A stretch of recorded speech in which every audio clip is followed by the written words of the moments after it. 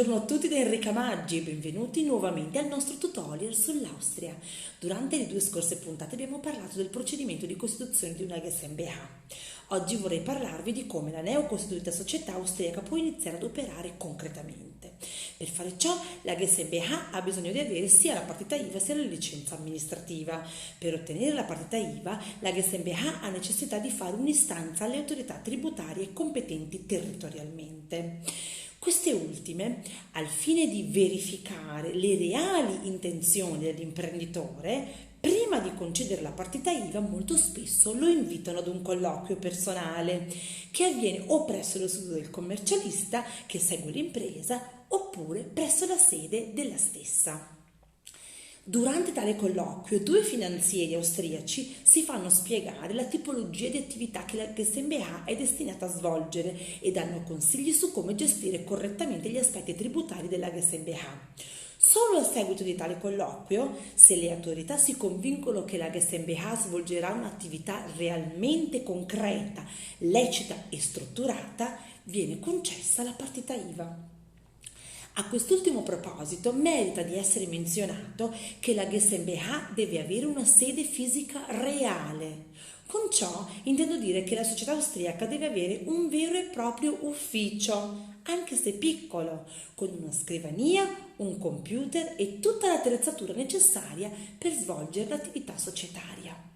Le GmbH che hanno invece la sede presso un professionista, che sia un commercialista oppure un avvocato, possono svolgere mera funzione di holding e non hanno la possibilità di ottenere la partita IVA. Oltre a questi aspetti fiscali, la neocostituita GmbH, per poter iniziare a svolgere le attività imprenditoriali, deve ottenere anche la licenza ad operare. A proposito della licenza, ho ricevuto diverse email con cui voi ascoltatori mi avete chiesto spiegazioni varie su questa materia.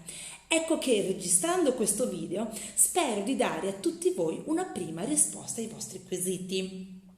La licenza deve essere concessa all'amministratore della GmbH oppure ad un dipendente della stessa che sia stato assunto per almeno 20 ore alla settimana dalla GmbH. Secondo l'ordinamento austriaco esistono licenze cosiddette libere che sono legate ad attività che può svolgere in linea di principio chiunque. Ci sono inoltre licenze regolamentate per il cui esercizio è necessario avere maturato una determinata esperienza oppure per le quali è necessario avere superato un esame di Stato oppure ancora per le quali occorre avere svolto un determinato ciclo di studi. Un esempio di licenza libera è quella legata all'attività di trading, ossia di commercio. La GmbH che volesse svolgere un'attività di commercio potrà richiedere la licenza libera indipendentemente dal curriculum vitae dell'amministratore o del dipendente della stessa. L'unica caratteristica che richiede lo Stato austriaco per le attività a licenza libera è che il socio e l'amministratore non abbiano riportato condanne penali e non siano coinvolti in procedimenti concorsuali negli ultimi anni. Esempi tipici invece di un'attività legata ad una licenza regolamentata sono quelle del ristoratore oppure del costruttore edile.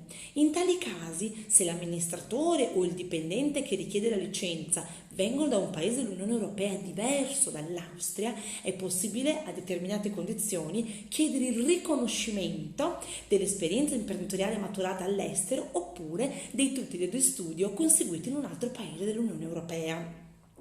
Per oggi è tutto, vi ringrazio molto per averci seguiti e nella prossima puntata potrete sentire l'esperienza diretta di un imprenditore toscano che ha implementato con grande successo la propria attività imprenditoriale in Austria. Cari saluti a tutti!